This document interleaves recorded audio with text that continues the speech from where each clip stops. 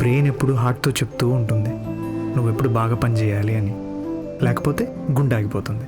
మనసు ఎప్పుడు కోరుకుంటూ ఉంటుంది ప్రేమను చూపించాలి అని. ఆ ప్రేమను చూపించలేదనుకో మనసు చచ్చిపోతుంది. నువ్వు దూరం అయితే నా మనసు చచ్చిపోతుంది.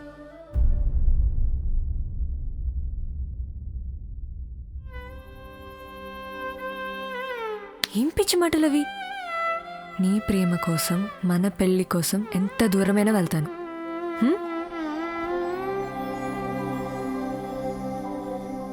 ఎక్కడికి వెళ్ళను. ఇప్పటికీ నీ దాన్ని.